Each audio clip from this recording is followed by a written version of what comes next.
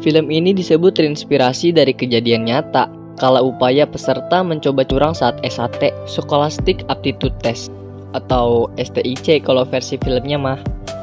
Tes ini merupakan tes bergengsi, which is pesertanya diikuti dari berbagai belahan dunia untuk mendapatkan universitas terbaik di US. Oh iya, karena alur film ini maju mundur, gue nyeritainnya berdasarkan timeline aja ya, biar lebih mudah dipahami. Oke, gak banyak basa-basi, langsung aja. Jadi awalnya Rindra Daniel Tep atau Lin ini adalah seorang pelajar yang sangat jenius, memiliki nilai yang sempurna dan juga menjuarai berbagai kompetisi akademik maupun non-akademik saat dia masih duduk di bangku SMP. Nah, pas dia lulus SMP, ayahnya mendaftarkan dirinya ke sekolah Krung Thep HW Panya, sekolah bergengsi di Thailand yang siswanya itu kebanyakan orang kaya. Sedangkan Lin merupakan orang yang pas-pasan, dan ayahnya pun hanya berprofesi sebagai guru di sekolah lamanya. Ayahnya Lin memaksa Lin untuk sekolah di sini. Negosiasi pun terjadi. Awalnya Lin harus bayar uang 25 juta per semester. Tapi karena kejeniusannya, akhirnya Lin mendapatkan beasiswa full dari sekolahnya dan juga gratis uang makan. Dan akhirnya Lin pun resmi menjadi murid di sekolah tersebut. Pada sesi pemotretan siswa baru, ia bertemu dengan Grace, sosok yang cantik, riang, tapi nggak lebih pintar daripada Lin. Dan kemudian mereka pun menjadi sahabat. Saat di perpustakaan, Grace ngasih tahu Lin kalau sekolah mereka ngeluarin aturan baru, yaitu harus punya IPK di atas 3,2 untuk bisa naik kelas. Karena Grace merasa dirinya nggak bakal bisa mendapatkan nilai tersebut, Grace membujuk Lin agar Lin mau mengajarinya. Dan akhirnya Lin pun setuju. Dengan iming-iming, Grace bersedia memanggil Lin dengan sebutan Guru Lin dan menjadi murid pertamanya. UTS pun tiba. Pas lihat ke lembar soal, Lin ngerasa soal yang diujikan sama persis seperti apa yang udah diajarin ke Grace. Namun karena Grace itu bodoh, dia nggak inget sama sekali tuh apa yang udah dia pelajarin. Setelah Lin selesai mengerjakan semua soal, Lin pun menyalin jawabannya ke penghapus. Lin memulai aksinya di sini. Penghapus yang berisikan jawaban UTS tadi dimasukkan ke dalam sepatunya dengan sangat hati-hati. Terus dioper deh ke belakang. Bagusnya Grace bisa nangkap sepatunya Lin tanpa ketahuan. Tapi pas Grace mau ngasih sepatunya ke Lin, dia salah perhitungan dan keluar jalur tuh sepatu. Karena Lin ini jenius, Lin pun mengambil sepatu itu berbarengan duduknya si pengawas dan beralibi belum menulis nama. Jadi pengawas gak curiga deh. Misi penyontekan pertama sukses dan Grace dapat nilai 3,87, sedangkan Lin 4,0, sempurna. Untuk merayakan atas perolehan nilainya Grace, dia ngajak Lin berenang ke rumahnya Pat. Pat itu pacarnya Grace dan teman satu kelas mereka. Tapi Lin dan Pat ini jarang ngobrol. Baru di kolam renang aja tuh dia ngobrol. Mereka pun ngobrol dan Pat pun menyindir soal penghapus yang berisi contekan tersebut. Hingga akhirnya bisnis terselubung pun berjalan. Pat menawarkan kepada Lin, ia akan membayar Lin 1,2 juta per mata pelajaran kalau Lin mau ngasih contekan ke Pat. Pat juga punya 5 orang temen yang bersedia bayar dia. Kalau dijumlahin dengan seluruh mapel per semester, Lin itu bakal dapat imbalan sebesar 96 juta. Gede banget kan buat bayar nyontek satu semester. Pat menyebutnya dengan istilah uang teh. Saat Lin pulang, dia ngegeratak laci bokapnya tuh. Dan kebetulan nemu kwitansi biaya murid baru sebesar 82 juta. Dan juga akta cerai kedua orang tuanya. Lin sedih dong.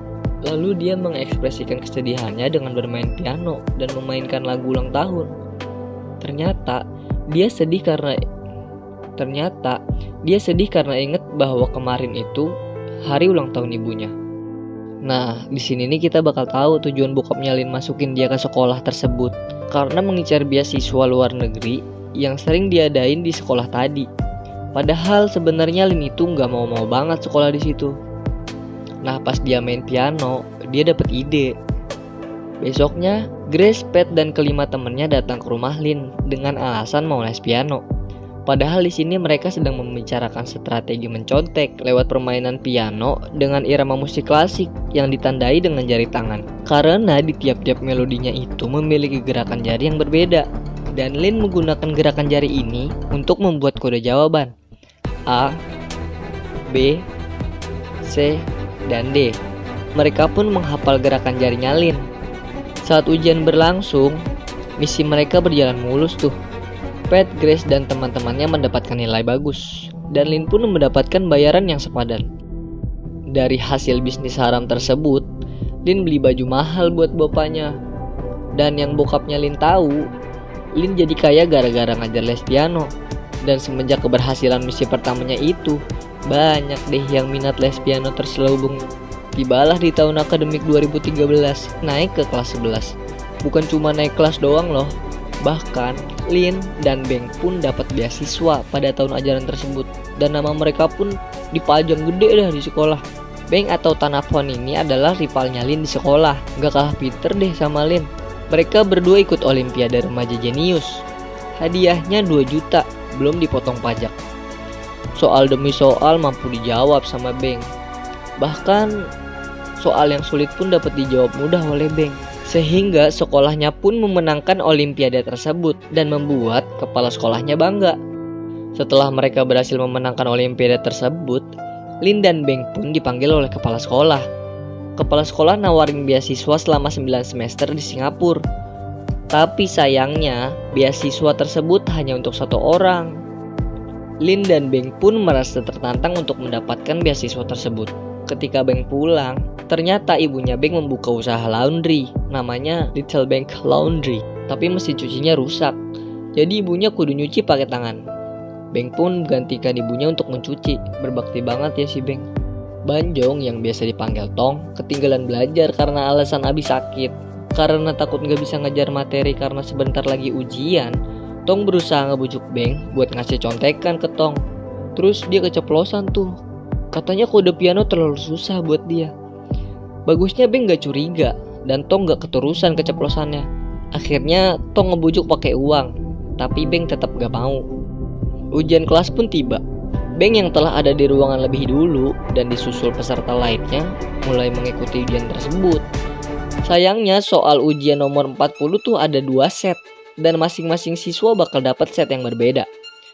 Pas Beng selesai ngerjain, Beng ngasih tahu ke Lin kalau Lin lagi dicontekin sama si Tong. Gak cukup sampai di situ, Beng juga ngaduin ke pengawas ujian, tapi pengawasnya gak begitu peduli. Nah, di sisa 30 menit terakhir, Lin memulai aksinya. Set 1 berhasil dikerjain sama Lin dan teman-temannya keluar.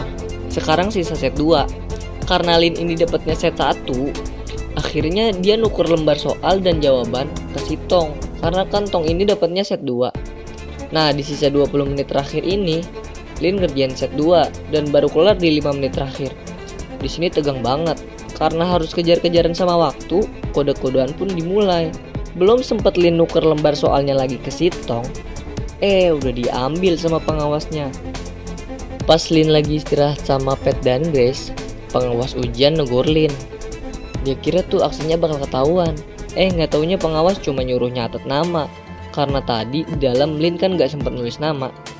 Belum juga diambil tuh kertas. Lin sama Tong dipanggil tuh ke ruang kepala sekolah. Pas nyampe sana, ternyata si Beng ini ngelaporin aksi nyonteknya Tong yang tadi ke kepala sekolah. Sampai segitunya banget loh. Tong dan Lin pun ketahuan deh. Dan bokapnya Lin dipanggil ke sekolah. Kepala sekolah mengadukan aksi pencontekan tersebut kepadanya. Lin akhirnya diinterogasi sama kepala sekolah dan terancam dikeluarkan. Tapi belum juga Lin jawab pertanyaan si kepala sekolah, si Beng masuk dan bilang kalau Lin ngelakuin semua ini demi uang. Bagusnya Lin gak dikeluarin, tapi beasiswanya cuma dicabut. Dan kepala sekolah pun menasehatinya kalau sekolah tuh tempat belajar, bukan tempat menghasilkan uang. Disanggah tuh sama Lin. Karena dia inget soal kwitansi biaya murid baru yang 82 juta tadi. Nah, di sini kita baru tahu kalau ternyata uang ini tuh adalah uang sogokan atau uang teh kalau versi film ini mah. Mereka pun membela diri dengan argumen masing-masing dan hampir terjadi cekcok antara murid berprestasi dan kepala sekolah. Bokapnya Lin menyudahi perdebatan tersebut. Bagusnya beasiswa Lin gak jadi dicabut, tapi ada syaratnya, yaitu dia gak boleh ikut beasiswa di Singapura. Dan otomatis yang dapat tuh si Beng. Lin emosi dong dan nyindir Beng soal beasiswa. Pas Lin sampai rumah, semua kedoknya pun terbongkar sama si ayah soal les piano. Sampai-sampai bokapnya tuh gak mau pakai baju hasil dari bisnis tersebut. dan meminta Lin mengembalikan uang yang ada di tabungannya kepada teman-temannya Lin. Lin pun sedih dan menangis. Di tahun ajaran terakhir, kelas 12, Grace sama Lin ketemuan di sebuah restoran. Grace bercerita soal pertemuannya dengan orang tua Pat. Orang tua Pat yang baru saja pulang dari Perancis ngucapin terima kasih tuh sama Grace. Karena orang tuanya Pat pikir nilai Pat bagus gara-gara Grace, dan meminta Grace untuk menemaninya di ujian STIC. Dan seluruh biaya bakal ditanggung kok sama orang tuanya. Ayahnya Pat ingin anaknya kuliah di tempat yang sama dengannya. Nah, karena alasan itu, si Grace minta tolong sama Lin. Lin tahu soal ujian ini. Kertas ujian yang sama diambil pada waktu yang sama di seluruh dunia. Jadi tes ini emang bener-bener bertaraf internasional.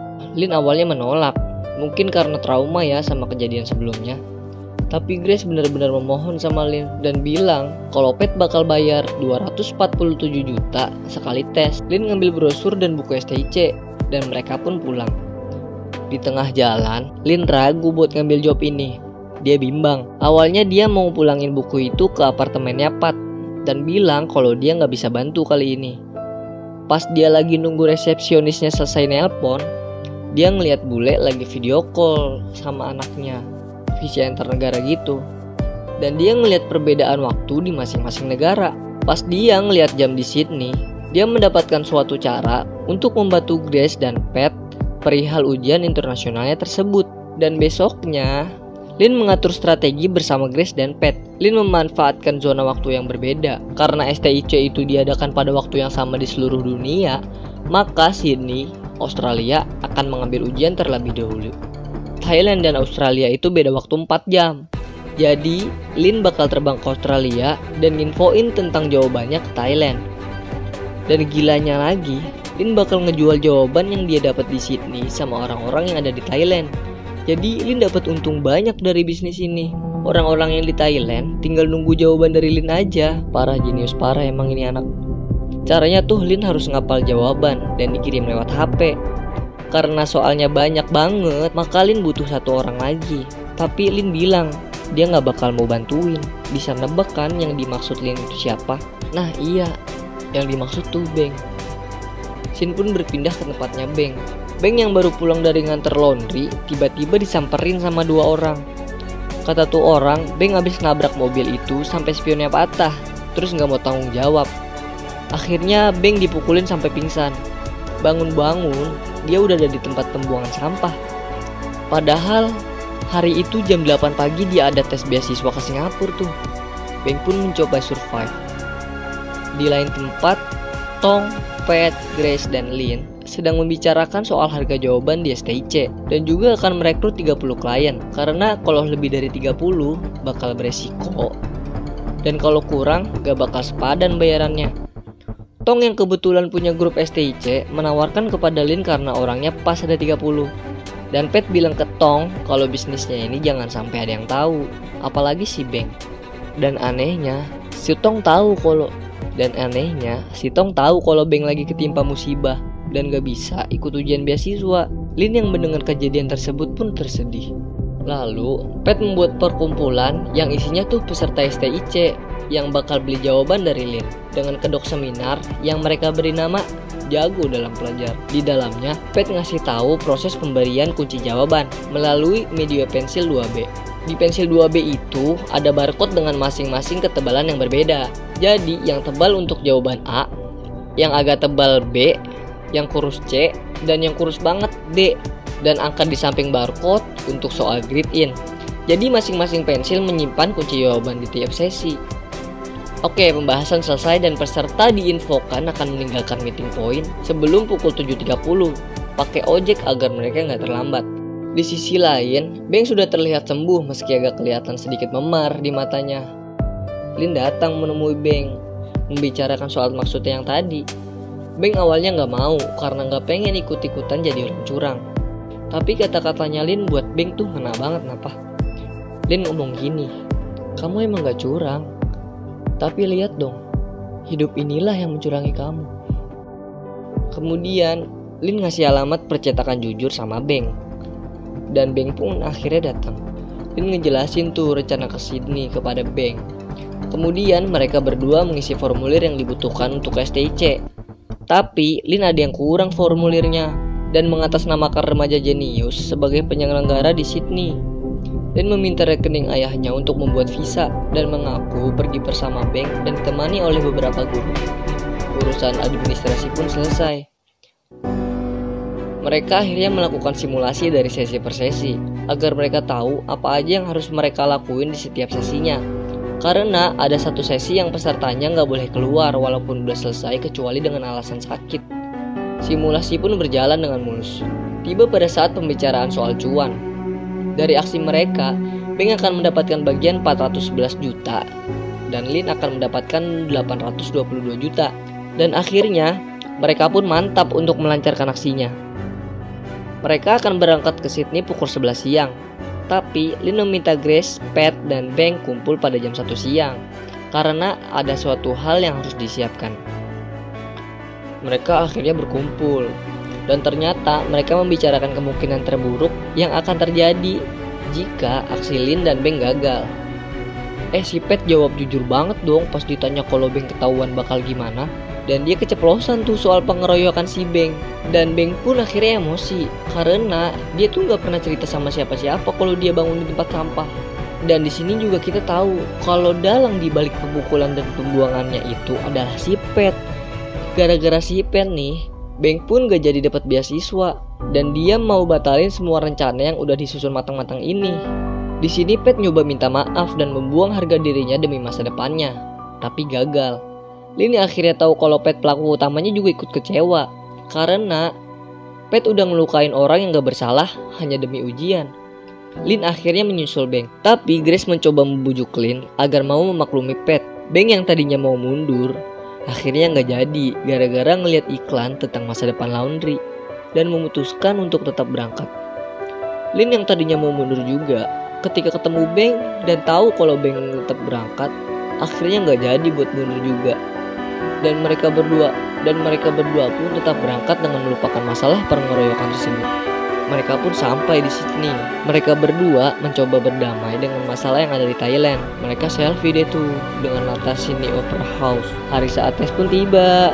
Mereka memulai aksinya dan ngumpetin HP mereka di toilet masing-masing. Sesi pertama selesai.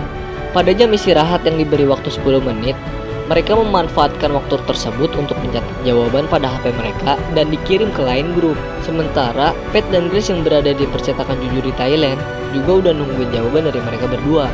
Dan di meeting point, para peserta juga udah berkumpul dengan para tukang ojek. Lin udah ngasih jawabannya ke lain grup. Sementara Beng malah minta tambahan bayaran sebesar setengahnya lagi sebagai ganti pengeroyokannya.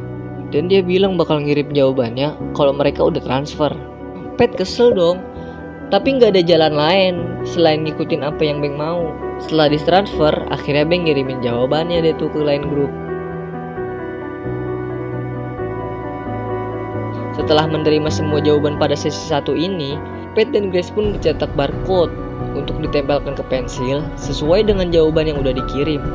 Dan tanpa mereka sadari, bokapnya Lin nelpon. Lanjut ke ujian sesi 2.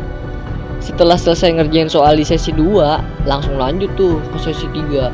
Waktu habis dan mereka berhasil ngapal seluruh jawabannya. Pas mau ke kamar mandi, Beng gak ada masalah karena gak ngantri. Tapi di toilet perempuan, Lin ada masalah karena toilet yang dia taruh HP-nya lagi ada orang. Sedangkan antriannya juga panjang. Si Beng lagi enak-enak ngetik kan, ada yang gedor-gedor dari luar.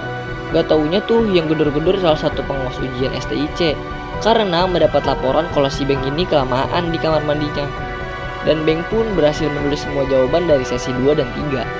Tapi karena dia terlalu gugup, dia lupa tuh kalau lagi mangku tutupan toilet. Pecah deh. Dia juga gagal buat nyembunyiin HP-nya dan akhirnya dia pun terciduk. Di sisi lain, Lin yang baru sempat masuk WC udah kehabisan waktu dan diminta segera keluar oleh pengawas. Akhirnya dia nyembunyiin HP-nya di sepatu tuh. Pas keluar toilet, dia ngeliat Beng lagi diinterogasi sama pengawas ujian. Ketika dia mau balik ke kelas lagi, ada body checking tuh. Terus Lin ngeliat galon dan nyembunyiin HP-nya di tempat galon. Terus minum deh biar gak haus. Ujian sesi keempat pun dimulai tanpa bantuan Beng. Otomatis dia harus ngapalin semua jawabannya dong sendirian. Awalnya agak kesusahan, sampai keringet dingin tuh doi. Dan pada akhirnya dia berhasil ngapal seluruh jawaban dengan metode piano miliknya. Pas sesi terakhir, dia mencoba memasukin pensil ke dalam mulutnya supaya Lin bisa muntah dan diperbolehkan keluar oleh pengawas. Kita balik dulu ke Thailand. Ternyata bukannya Lin masih miskolin Lin dong, tapi Pat dan Grace gak sadar karena mereka berdua sibuk. Bokapnya Lin sampai ke percetakan jujur mau nyamper Lin. Sementara di meeting point, para tukang ojek dan peserta juga udah mulai gak kondusif karena waktu yang makin mepet dari jadwal yang udah ditentuin. Pat dan Grace diinterogasi sama bapaknya Lin. Di tengah interogasinya tersebut, Lin ngirim kunci jawaban ke lain grup. Dan akhirnya Grace pun terpaksa berbohong ke bokapnya Lin dan bilang kalau Lin itu lagi pacaran ke Sydney. Pat juga ngebantu buat ngeyakinin tuh. Bokapnya percaya aja kan, terus dia pergi deh. Masalah di meeting point belum selesai.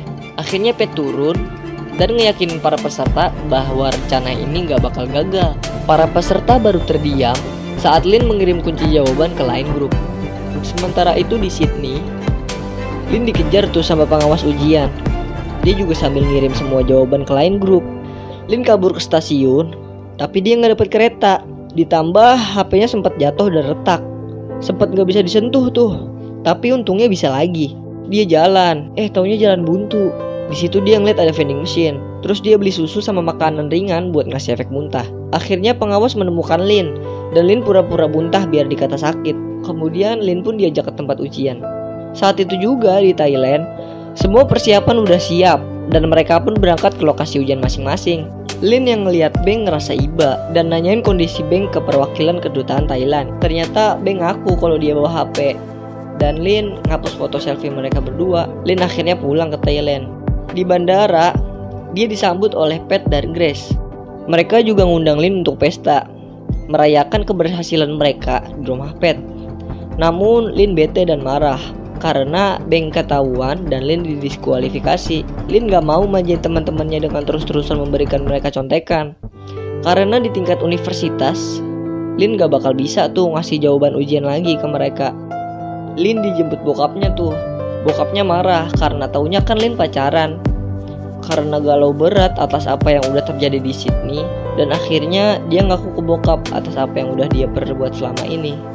Setelah semua kejadian itu, Lin ngelamar jadi guru dan dia diwawancara. Ia jujur atas apa yang udah dia lakuin selama ini. Di sisi lain, Pat dan kawan-kawan sedang berpesta di rumahnya Pat. Mereka merayakan kelulusan mereka di tes SCIT dengan skor 1460. Karena Lin kecewa atas perbuatannya sendiri, Lin gak ngambil bayaran sedikit pun dan akhirnya keluar dari grup lain. Sedangkan Beng dikeluarkan dari sekolah karena kedutaan melaporkannya. Setelah selesai wawancara, Beng menghubungi Lin dan meminta Lin datang ke rumah. Ternyata rumahnya Beng telah berubah. Sekarang Beng udah beli motor baru, mesin cuci baru, dan mengupgrade perabotan laundrynya. Beng dan Lin pun bertemu. Mereka membicarakan tentang masa depan mereka berdua. Beng meminta Lin untuk tetap melanjutkan pekerjaan mereka pada ujian GAT PAT karena minim resiko dan peminatnya lebih banyak. Beng udah ngitung, pada pekerjaan ini mereka bakal dapat uang 4,1 miliar. Beng berani ngelakuin ini semua karena resikonya tuh bukan di penjara. Lin tetap menolak ajakan Beng dan ingin meninggalkan tempat tersebut. Tapi Beng mengancam bakal ngelaporin kalau sebenarnya Lin itu dalang dari skandal STIC. Lin gak takut, tapi gak sampai situ aja. Beng juga ngancem bakal bocorin semua orang yang jadi peserta di STIC ke lembaga terkait. Beng ingetin, yang jelek bukan nama Lin aja, tapi bokapnya Lin juga bakal ikutan kecewa. Lin pun terdiam. Namun Lin benar-benar pengen insyaf dan tetap menolak ajakan Beng. Bokapnya Lin tetap ikhlas atas apa yang udah terjadi dan Lin pun pasrah. Kemudian dia menceritakan apa yang udah dia lakuin atas skandal kecurangan STIC kepada lembaga internasional. Nah, segitu dulu ya Cinephile. Gue ngerekomendasiin banget film ini buat ditonton karena ada rasa emosional yang gak bisa gue ceritain dan banyak juga adegan epic yang gak bisa gue masukin di sini. Rasanya tuh kayak lagi naik roller coaster gitu loh. Rasain aja deh pokoknya, tonton. Jadi kesimpulan dari kami adalah jangan pernah melakukan hal curang dalam hidup kita karena bisa membuat hidup kita jadi tidak tenang, resah mulu bawaannya. Kalau kalian punya kesimpulan lain, komen-komen ya. Makasih ya udah nonton.